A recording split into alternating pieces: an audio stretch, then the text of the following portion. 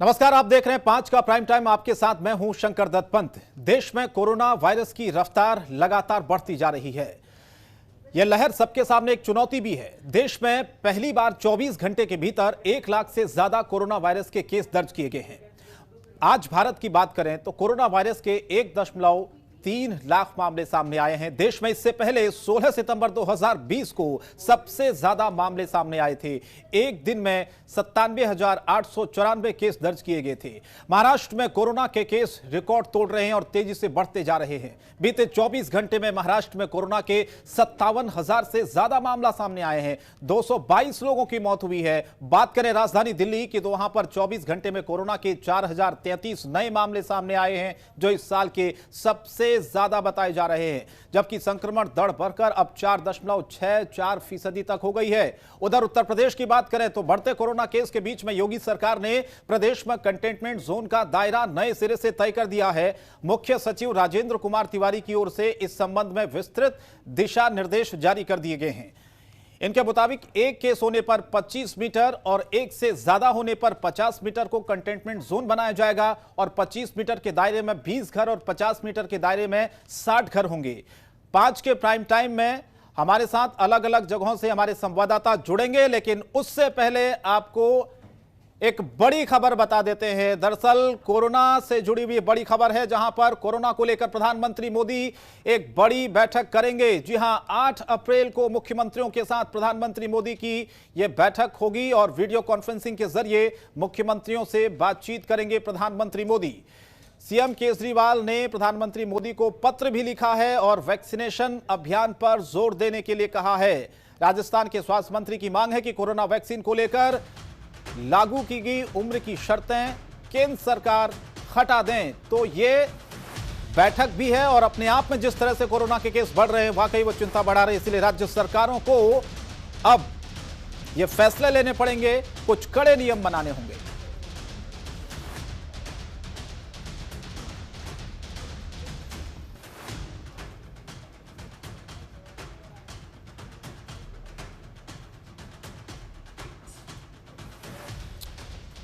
तो video conferencing के जरिए मुख्यमंत्रियों से बातचीत भी होगी। सीएम केजरीवाल ने प्रधानमंत्री मोदी को पत्र भी लिखा है। हमारे संवाददाता अलग अलग जगहों से जुड़ रहे हैं। लखनऊ से हमारे संवाददाता अवनीश कुमार जुड़े हैं। इसके अलावा ममता चतुर्वेदी भी हमारे साथ दिल्ली से इस वक्त जुड़ी है। ममता, सबसे पहले आप ही के पास आता हूं, क्योंकि मामले लगातार डरा भी रहे हैं और खबर थोड़ी देर पहले जिस तरह से हमने बताई, प्रधानमंत्री मोदी 8 तारीख को एक बैठक भी मुख्यमंत्रियों के साथ करने वाले हैं। यानी कि हालात किस तरह से बिगड़ रही है दिख रहा है साफ साफ।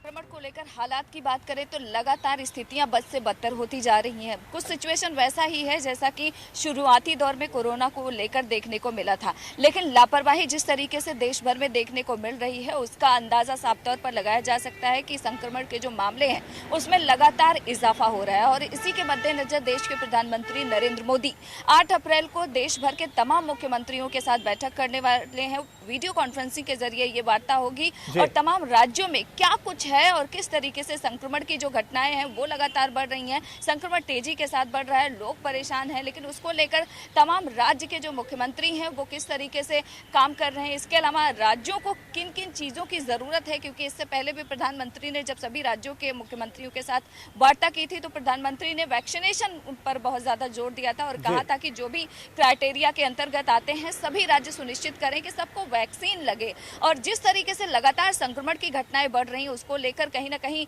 चिंता का विषय बनता जा रहा है और इसीलिए आपात बैठक प्रधानमंत्री की तरफ से 8 अप्रैल को बुलाया गया है। हालांकि ऐसा कहा जा रहा है कि मुमकिन है कि इस बैठक में टीएमसी की तरफ से कोई शामिल नहीं होगा, ऐसी सूचना आ रही है। लेकिन तमाम राज्य के सीएम जब इस बैठक में शामिल होंगे, वर्चुअल है ये बैठक होगी 8 अप्रैल को, तो प्रधानमंत्री सबसे बातचीत करेंगे और जानने की कोशिश करेंगे सबसे पहले कि संक्रमण किस तरीके से है, उसके रोकथाम के लिए बाकी राज्य क्या कर रहे हैं और इसके अलावा वैक्सीनेशन को लेकर क्या कुछ कुछ किया जा रहा है, क्योंकि पीएम की तरफ से लगातार ये ध्यान दिया जा रहा था कि वैक्सीन पर ध्यान दिया जाए ताकि लोगों में जो एंटीबॉडी है वो डेवलप हो, कोरोना संक्रमण से लड़ने में लोग सक्षम हो सकें। तो देखना होगा कि जब 8 अप्रैल को प्रधानमंत्री बैठक करेंगे तो क्या कुछ होगा। इसके अलावा दिल्ली के मुख्यमंत्री अरविंद केजरीवाल ने एक चिट्ठी भी प्रधानमंत्री को लिखी है, जिसमें उन्होंने राजधानी दिल्ली में टीकाकरण केंद्रों को लेकर बढ़ाने की बात कही है। साथ ही उन्होंने ये भी मांग किया है कि जो टीकाकरण को लेकर, वैक्सीनेशन को लेकर एक आयु सीमा तय की गई है, उसमें छूट की मांग भी की है अरविंद केजरीवाल की तरफ से। तो ऐसे में देखना होगा कि जो चिट्ठी दिल्ली के सीएम की तरफ से लिखा गया है उस पर प्रधानमंत्री की तरफ से क्या कुछ कहा जाता है। और इसके अलावा 8 अप्रैल को एक आपात बैठक प्रधानमंत्री की तरफ से कोरोना संक्रमण को लेकर होने वाला है, क्योंकि लगातार कोरोना संक्रमण के मामले बढ़ रहे हैं और उस पर उसमें रोकथाम लगाना बेहद जरूरी, बहुत जरूरी। ममता, सही कहा आपने, इसीलिए सरकारें इसके लिए गंभीर हैं और कड़े कानून भी अब बनाए जा रहे हैं। राजस्थान का रुख कर लेते हैं। संजय वर्मा हमारे साथ जयपुर से जुड़े हुए। संजय, राजस्थान में भी स्थिति कुछ ज्यादा अच्छी नहीं है सरकार की तरफ से, स्वास्थ्य मंत्री की तरफ से। अभी जिसका जिक्र ममता भी कर रही थी, उम्र का हवाला दिया गया, वैक्सीनेशन को लेकर जो सवाल बार बार उठ रहा है, स्वास्थ्य मंत्री ने क्या इसको लेकर कहा है? और कोरोना से जो लगातार जो परिस्थितियां बिगड़ रही हैं, राजस्थान में जो केसेस सामने आ रहे हैं, सरकार इसके लिए क्या नए कदम उठा रही है? शंकर, मैं बता दूं कि राजस्थान में जिस तरह से कोरोना की जो संख्या है, मरीजों की संख्या है, वो लगातार बढ़ती जा रही है।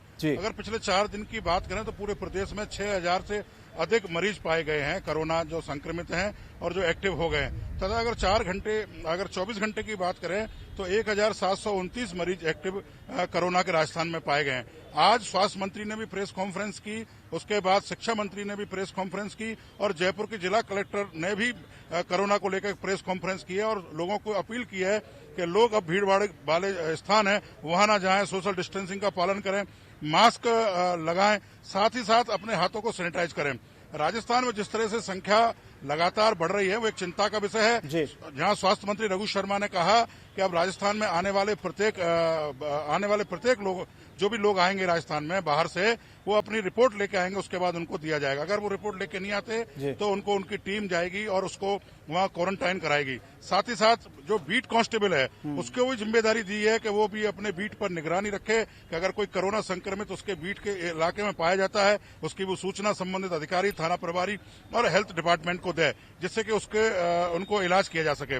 साथ ही साथ जिस तरह से लगातार प्रधानमंत्री से लेकर मुख्यमंत्री और तमाम संस्थाएं इस बात का लोगों को अवेयर करने की कोशिश कर रही हैं कि लोग मास्क लगाएं, सोशल डिस्टेंसिंग का पालन करें, तमाम अपील कर रही हैं, लेकिन लोगों पर असर कम हो रहा है। जहां तक राजस्थान में कोरोना के वैक्सीनेशन की बात है, लगातार पिछले दिनों से वैक्सीनेशन चल रहा है और बीच में कुछ अवरोध जरूर आए थे, वैक्सीनेशन की डोज खत्म हो गई थी, उस समय स्वास्थ्य मंत्री ने वापस केंद्र सरकार से अपील की। अब आज स्वास्थ्य मंत्री रघु शर्मा ने यह भी अपील की है कि जिस तरह से 45 साल के जो लोगों को टीका लगाने की जो बाध्यता है उसको खत्म किया जाए और उसको जिससे कि जल्दी से जल्दी टीकाकरण हो सके। आज भी 2 करोड़ लोग से अधिक 45 साल के जो लोग हैं, 2 करोड़ से अधिक संख्या है उनकी राजस्थान में और 7 लाख वैक्सीन रोज लगानी पड़ेगी जब समय सीमा में ये काम खत्म हो पाएगा। तो कहीं ना कहीं गंभीरता तो है जिस तरह से लोग निकल रहे हैं कोरोना एक्टिव। मैं आपको एक तस्वीर दिखाना चाहूंगा। सोशल डिस्टेंसिंग की जब बात हो रही है तो मैं राजस्थान का जो स्टैच्यू सर्किल है सचिवालय के पास, कुछ लोग यहाँ पत्ते खेल रहे हैं। आप देख सकते हैं कि सरकार के लगातार अपील के बाद भी सोशल डिस्टेंसिंग का यहाँ पालन नहीं कर रहे हैं, मास्क नहीं लगा रहे हैं। ये बड़ा चिंता का विषय है क्योंकि कोरोना जो है वो एक दूसरे के उससे फैल रहा है और लगातार केसों की संख्या बढ़ रही है, लेकिन लोग जो हैं अवेयर होने का नाम ही नहीं ले रहे। सरकार के तमाम प्रयास हैं, सरकार तमाम प्रयास कर रही है कि किसी तरह से एक्टिव केसों को रोका जाए और आगे इसको बढ़ने ना दी जाए। लोगों से अपील कर रही है। अगर आप बसों में भी देखेंगे, मेरे पीछे देखो तमाम बस जा रही है, बस के अंदर भी लोग अपना मास्क नहीं लगाए हुए हैं और बिना मास्क के पूरे बस में आप यात्रा कर रहे हैं। देखिए आप मेरे बिल्कुल पीछे बस जा रही है, आप देख सकते हैं कि बिना मास्क लगाए लोग, अब बाइक पर देखिए लोग बिना मास्क लगाए जा रहे हैं। तो सरकार की अपील का असर लोगों पर नहीं पड़ रहा। हालांकि मुख्यमंत्री अशोक गहलोत ने साफ किया है कि वो प्रदेश में लॉकडाउन नहीं लगाएंगे। आज शिक्षा मंत्री ने प्रेस कॉन्फ्रेंस करके ये भी साफ कर दिया कि कक्षा 1 से लेकर और 9 तक उनको बंद किया जाएगा 19 अप्रैल तक, और अगर जरूरी हुआ, अगर नहीं रुका तो उसको आगे भी बढ़ाया जाएगा। साथ ही साथ प्रदेश के सभी रेस्टोरेंट, सिनेमाघर और उन तमाम जगह जहां भीड़ भाड़ इलाके होती है उन पर रोक लगा दी गई है। कर्फ्यू का समय भी बढ़ाने की बात कल मुख्यमंत्री अशोक गहलोत ने कही। तो लगातार सरकार और चिकित्सा विभाग इसके लिए प्रयासरत है कि रोका ना जाए, लेकिन लोग जो है इसको लेकर अभी चिंतित नहीं है और अवेयर भी नहीं है कि इसको जिस तरह से रोकथाम की अपील सरकार कर रही है। शंकर, बिल्कुल, ये राजस्थान की स्थिति आपने बताई, वाकई लोग समझ नहीं रहे हैं संजय। हमने देखा कि बहुत सारी जो लापरवाहियां हैं वो जगह जगह पर देखने को मिल रही है। राजस्थान का आपने हाल बताया, उत्तर प्रदेश का क्या हाल है? क्योंकि जिस तरह से पिछले कुछ दिनों में कोरोना के केसेस बढ़ते जा रहे हैं, उत्तर प्रदेश में भी केस सामने आ रहे हैं। अवनीश कुमार लखनऊ से हमारे संवाददाता जुड़े। अवनीश, उत्तर प्रदेश में वैक्सीनेशन लगातार जारी है, 45+ लोगों को वैक्सीन लग रही है, मुख्यमंत्री ने आज वैक्सीन लगवाई है, लेकिन क्या वजह मानी जा रही कि अचानक से मामलों का रफ्तार पकड़ना, तेजी आना, कहां पर कमी? जी बिल्कुल, देखिए उत्तर प्रदेश में लगातार अगर देखा जाए तो कोरोना का जो संक्रमण है वो बढ़ता जा रहा है। अगर बात करें बीते 24 घंटे की, तो बीते 24 घंटे में 4000 से ज़्यादा केस उत्तर प्रदेश में आए हैं। वहीं अगर राजधानी लखनऊ की बात करें तो वहाँ 1100 से ज़्यादा केस आए हैं। अभी फिलहाल और रिपोर्ट आनी बाकी है, लेकिन वो भी काफ़ी भयावह मानी जा रही है। तो पूरी स्थिति को देखते हुए मुख्यमंत्री योगी आदित्यनाथ ने सख्ती बरती है और कई गाइडलाइन जारी कर दिए हैं। आज जो गाइडलाइन जारी हुई है उसमें साफ तौर पर कहा गया है कि 100 लोगों से ज़्यादा किसी भी एक आयोजन में एकत्रित नहीं होंगे, उसके लिए किसी प्रकार से अनुमति नहीं दी जाएगी। जितने भी कंटेनमेंट जोन होंगे वहां पे अगर एक मरीज कोविड पॉजिटिव पाया जाता है तो उसके 25 मीटर का जो दायरा होता है उसको कंटेनमेंट जोन बनाया जाएगा, उसको सील किया जाएगा। वहां पे सभी दुकानें बंद करा दी जाएंगी और बांस बल्लियों से वो आड़कर उसको कहीं आने जाने के लिए आवाजाही जो है बंद कर दी जाएगी। अगर 2 मरीज आते हैं तो उसके लिए 50 मीटर का रेडियस होगा, जिसमें करीब 40 से 60 घर हो सकते हैं। तो ऐसे तमाम नियम बनाए गए हैं और साफ तौर पर आज गृह विभाग ने भी अपनी तरफ से पत्र जारी किया गया है कि जिस तरीके से कोरोना को देखा गया, उसका संक्रमण देखा जा रहा है, तो उसमें लगातार तेजी आ रही है कोरोना के संक्रमण में। तो उस साफ तौर पे पंचायत चुनाव भी है, तो पंचायत चुनाव में जो भी सभा होगी, जो भी प्रत्याशी होगा, वह सिर्फ 5 व्यक्ति के साथ ही कोई सभा कर सकता है और घर घर जाकर डोर टू डोर वह चुनाव प्रचार कर सकता है। और साफ तौर पे है कि अगर संबंधित जिलाधिकारी चाहे तो अपने जनपद में धारा 144 लागू कर सकता है। इसके लिए उनको पूरी छूट है, पूरे हालात पे नियंत्रण करके हालात को समझते हुए धारा 144 लागू किया जा सकता है। तो तमाम जो नियम है वो मुख्यमंत्री योगी आदित्यनाथ की तरफ से लिए जा रहे हैं, एक के बाद एक फैसले लिए जा रहे हैं और खुद मुख्यमंत्री योगी आदित्यनाथ लगातार मामलों को लेकर गंभीरता दिखा चुका है। और आज उन्होंने वैक्सीनेशन करवाया और वैक्सीनेशन के करवाने के बाद उन्होंने लोगों से अपील भी की कि इस वैक्सीन लगवाने के बाद भी लोग सोशल डिस्टेंसिंग और का पालन करें, मास्क लगाएं, हाथ सैनिटाइज करें, क्योंकि यही एक जागरूकता है जो कोरोना के संक्रमण को रोक सकता है, लोगों को रोक सकता है। तो साफ बात है कि उत्तर प्रदेश में देखा जाए तो जो स्थिति है वो इस समय 3 गुना रफ्तार से कोरोना का संक्रमण बढ़ रहा है। अगर बीते 10 दिनों की बात करें तो लगातार देखा जा रहा है कि कोरोना का जो ग्राफ है वो 3 गुना हो चुका है। तो ऐसे में हालात और ज्यादा बद से बदतर न हो, उसके लिए राज्य सरकार ने अपनी तरफ से एहतियात बरतना शुरू कर दिया है और स्वास्थ्य विभाग के अधिकारियों को साफ तौर पर निर्देश दिया गया है कि जितने भी ग्राम समाज हैं, जितने भी गांव हैं, वहां पे एक निगरानी समिति बनाई जाए और जितने भी बाहर से लोग आए हैं उनकी विशेष निगरानी की जाए। इसी तरीके से शहरों में भी मोहल्ले में एक निगरानी समिति बनाई जाए। वो निगरानी समिति तय करे कि कौन से लोग बाहर से आए हैं, कौन बीमार है, किसको सर्दी खांसी है, किसके अंदर कोविड-19 के तमाम सिम्टम है और वह इलाज नहीं करा पा रहा है। तो ऐसे तमाम लोगों को चिन्हित करने का काम उत्तर प्रदेश में हो रहा है और साफ तौर पर राज्य सरकार ने गाइडलाइन जारी करके साफ कर दिया है कि किसी भी तरीके से इस महामारी को रोकना है, ऐसे में सख्ती करना बहुत ही जरूरी है। और अगर किसी प्रकार की लापरवाही अधिकारियों की तरफ से आती है तो उसके खिलाफ संबंधित अधिकारी के खिलाफ सख्त से सख्त कार्रवाई की जाएगी। तो मुख्यमंत्री ने यह भी साफ कर दिया है कि जितने भी अस्पताल हैं, जो कोविड हॉस्पिटल हैं, उनकी संख्या बढ़ाई जाए। पहले से ही जो हाई लेवल के अस्पताल हैं, चाहे SGPGI हो, चाहे किंग जॉर्ज मेडिकल यूनिवर्सिटी हो या डॉक्टर राम मनोहर लोहिया आयुर्विज्ञान संस्थान हो, यहाँ पे बेड की संख्या बढ़ाई जाए, वेंटिलेटर की संख्या बढ़ाई जाए, ICU की क्षमता बढ़ाई जाए और साफ तौर पर है कि ऑक्सीजन की भी क्षमता बढ़ाई जाए। तो इन सारी क्षमताओं को जब तक बढ़ाया जाएगा तभी जो कोरोना पॉजिटिव मरीज होंगे उनको विशेष तौर पर उनका इलाज किया जा सकता है। और जिलाधिकारी और CMO को भी निर्देश जारी किया गया है कि अपने कोविड कमांड सेंटर में वह रोज जाएं और रोज समीक्षा करें हालात की कि कितने मरीज आए, कितने मरीजों के घर सुविधाएं पहुंची हैं, कितने मरीजों के घर स्वास्थ्य विभाग की टीम पहुंची है, उनकी जांच की जा रही है और कितने मरीज भर्ती हैं और उनका किस तरीके से इलाज चल रहा है। उठता है कि गाइडलाइंस बनी है लेकिन उन गाइडलाइंस का पालन नहीं हो रहा है, ये बड़ी चिंता बढ़ा रहा है। मैं आपके पास लौटूंगा, पटना का रुख कर लेते हैं। अवनीश कुमार हमारे साथ जुड़े हुए हैं।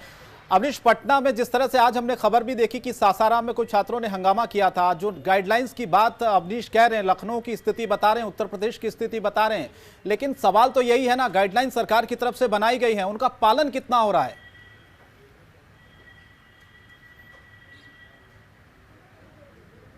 गाइडलाइन जरूर बनाया है, लेकिन गाइडलाइन का पालन तमाम लोग जी। सासाराम में भी इसकी बानगी देखने को मिली। तमाम जो अधिकारी थे वो कोचिंग को बंद कराने गए थे कोविड के कारण, और वैसी स्थिति में तमाम छात्रों ने आगजनी ही नहीं किया बल्कि जमकर हंगामा भी किया, सरकारी संपत्तियों को नुकसान भी किया। देखिए अब का जो कोरोना का जो नया स्ट्रेंथ है वो काफी जो है भयावह है। इस बार ज्यादा प्रभावित हो रहा है, और बिहार का जो अभी तक का जो रेशियो आया है उसमें जो 14 वर्ष से कम के जो बच्चे हैं वो ज्यादा इफेक्टिव हुए हैं। तो वैसी स्थिति में बिहार सरकार ने निर्णय लिया है कि अब स्कूलों को जो है वो बंद रखा जाएगा, क्योंकि बच्चे ज्यादा प्रभावित हो रहे हैं। और वैक्सीनेशन का काम भले ही चल रहा है, लेकिन उम्र सीमा को हटाने की मांग लगातार की जा रही है कि तमाम सभी वर्ग के लोगों को जो है वैक्सीनेशन दिया जाए। लेकिन अभी तक इस पर जो है केंद्र से अनुमति नहीं मिली है। 8 अप्रैल को बैठक होगा, इसमें तो जरूर चर्चा होगी। लेकिन बिहार की स्थिति इसलिए भयावह है कि इस बार का जो कोरोना पॉजिटिव जो संख्या है उसमें बच्चों की संख्या ज्यादा है, जो बुजुर्गों की संख्या ज्यादा है। तो वैसी स्थिति में ज्यादा प्रभावित बच्चे हो रहे हैं, और बच्चे प्रभावित हो रहे हैं, घर के लोग प्रभावित हो रहे हैं। हॉट स्पॉट बनता जा रहा है। एक ही फ्लैट लोग जो हैं एक साथ कोरोना पॉजिटिव हुए हैं। ये काफी भयावह वाली बात है कि खासतौर से पटना में सबसे ज्यादा जो है कोविड-19 के मरीज जो है वो मिल रहे हैं, और भागलपुर, मोतिहारी, सीतामढ़ी, छपरा, तमाम जगहों पे भले ही रिपोर्ट आ रहे हैं।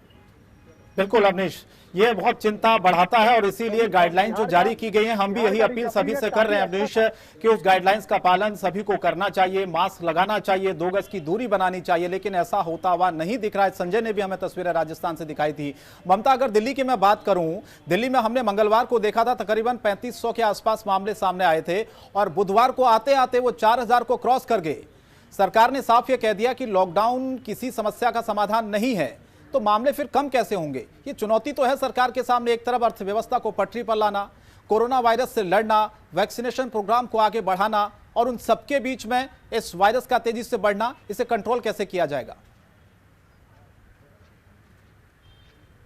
जी बिल्कुल, देश की राजधानी दिल्ली की अगर बात करें तो एक बड़ा सवाल जरूर है कि जिस तरीके से दिल्ली में लगातार कोरोना संक्रमण के मामलों में इजाफा हो रहा है, इस पर आखिरकार रोकथाम कैसे लगेगा, लगाम दिल्ली सरकार कैसे लगाएगी। इससे पहले भी लगातार जब मामले बढ़ रहे थे तो गृह मंत्री अमित शाह को दखल देना पड़ा, और जिसके बाद कुछ केसेस में कमी आई थी। लेकिन अगर अभी की बात करें तो फिर से एक बार फिर से तेजी के साथ संक्रमण के मामले बढ़ रहे हैं। इसको लेकर जब दिल्ली सरकार से पूछा गया कि क्या दिल्ली सरकार कोशिश कर रही है कि जैसे मामले बढ़ रहे हैं क्या लॉकडाउन लगाएगी, तो उनका साफ तौर पर यही कहना था कि लॉकडाउन लगाना किसी भी समस्या का हल नहीं है। लिहाजा फिलहाल दिल्ली सरकार ऐसा नहीं सोच रही है कि दिल्ली में लॉकडाउन लगाया जाएगा। इसके अलावा स्वास्थ्य मंत्री का साफ तौर पर कहना है संक्रमण के मामले बढ़ रहे हैं, हमारी तरफ से पूरी कोशिश है कि लोग कोरोना के जो गाइडलाइन है उसका पालन करें। इसके अलावा दिल्ली सरकार कोशिश कर रही है कि तमाम लोग जो भी क्राइटेरिया में आते हैं वैक्सीनेशन के, उनको वैक्सीन लगाई जाए। सबसे दिल्ली सरकार ने ये अपील भी किया कि आप वैक्सीनेशन सेंटर पर आइए, रजिस्ट्रेशन कराइए और वैक्सीन लगवाइए।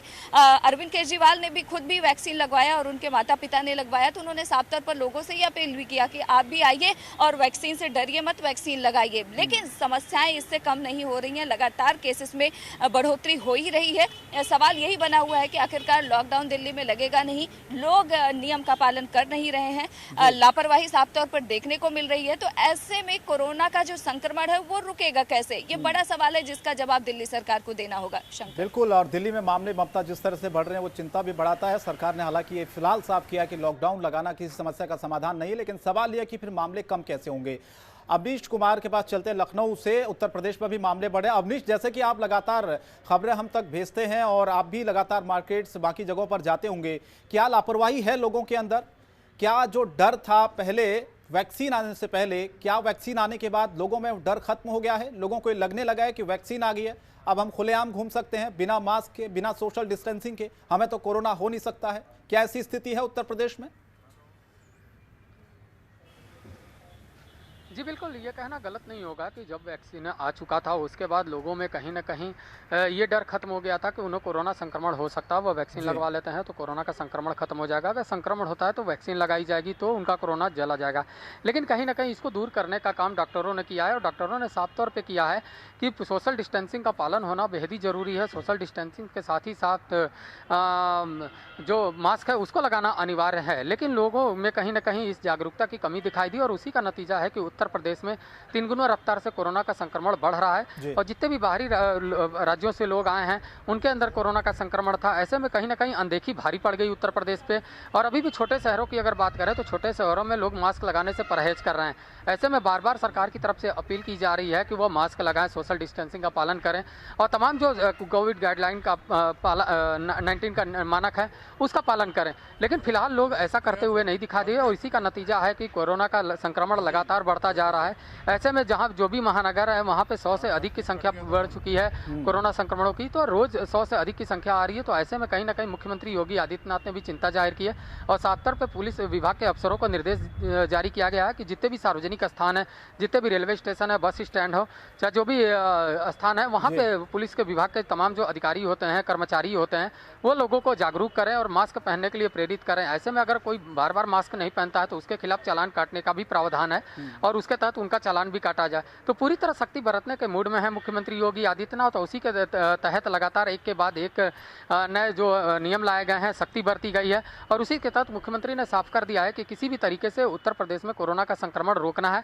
ऐसे में लोगों को खुद जागरूक होना पड़ेगा, नहीं तो स्थिति इससे भी ज्यादा भयावह होगी। जो कहीं संभल न पाई तो फिर लोगों के लिए मुश्किलें खड़ी हो जाएंगी। तो ऐसे में सरकार ने अपने प्रबंधन को भी मजबूत करने का काम शुरू किया है और लोगों को जागरूक करने का भी काम शुरू किया है। बिल्कुल सही कहा आपने अवनीश, और सरकार लगातार प्रयास भी करी है।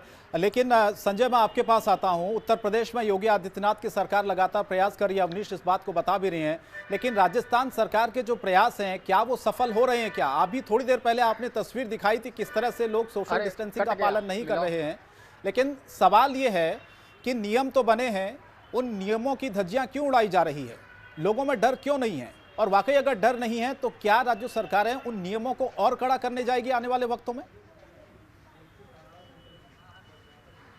बिल्कुल शंकर, मैं बता दूं कि जिस तरह से राजस्थान में केसों की संख्या में जो इजाफा हो रहा है उसको लेकर राजस्थान सरकार यहाँ चिंतित है, वहीं स्वास्थ्य विभाग भी चिंतित है। आज खुद जिला कलेक्टर ने जयपुर में बैठक ली स्वास्थ्य विभाग और पुलिस अधिकारियों की, और उन्होंने कहा कि अब जो लोग मास्क नहीं लगा रहे और सोशल डिस्टेंसिंग का जो पालन नहीं कर रहे उनके खिलाफ अब सख्ती से कार्रवाई की जाए। आज तमाम जगहों पर पुलिस ने मास्क न लगाने वालों के खिलाफ कार्रवाई की।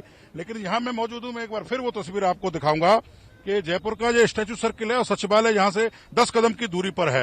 लेकिन जिस तरह से लोग सोशल डिस्टेंसिंग का जो पालन की बात सरकार कर रही है, आप देख सकते हैं तस्वीरों में कि वहाँ सोशल डिस्टेंसिंग की कोई बात ही नहीं है। मास्क दिखाने के लिए लगाया हुआ है लेकिन मास्क नीचे किया हुआ है। तो कहीं ना कहीं जिस तरह से एक दूसरे में से अगर कोरोना जैसी बीमारी है और जिसके लिए साफ तौर पर केंद्र सरकार और राज्य सरकार, स्वास्थ्य विभाग, WHO सब लोग कह रहे हैं कि एक दूसरे के संपर्क में आने से फैलता है, लेकिन लोग अभी इस बात को लेकर चिंतित नहीं दिखाई दे रहे हैं कि कहीं ऐसा ना हो कि ये फिर जो 2020 में जिस तरह से महामारी का रूप ले लिया था और लॉकडाउन लगाना पड़ गया था, तो कहीं एक बार ऐसा ना हो कि लोगों की लापरवाही के चलते फिर इस तरह से लॉकडाउन की नौबत आ जाए। कल से कलेक्टर जो हैं जयपुर के अंतर नेहरा, उन्होंने कहा है कि कल से हम सख्ती करने वाले हैं। यहाँ पे भी इस तरह की कोई लोग मिलेंगे या बिना मास्क के लोग मिलेंगे, उनके खिलाफ कल से वो सख्ती से कार्रवाई करने की बात आज जिला कलेक्टर अंतर नेहरा ने कही है। साथ ही साथ सारे पुलिस अधिकारियों को भी निर्देश दिए हैं कि वो अपने अपने इलाके में बीट कांस्टेबल से लेकर SHO और तमाम जो सोशल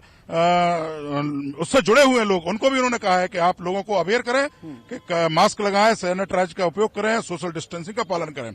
तो कहीं ना कहीं कल से जो पूरे राजस्थान में है, मुख्यमंत्री के निर्देश के बाद और सारे जिला कलेक्टरों को पावर स्पेशल मुख्यमंत्री अशोक गहलोत ने दी है कि जिला कलेक्टर अपने अपने एरिया में इसको फैलने से रोकें, उसके लिए जो शक्तियां उनको उपयोग करनी है उनका कर सकते हैं।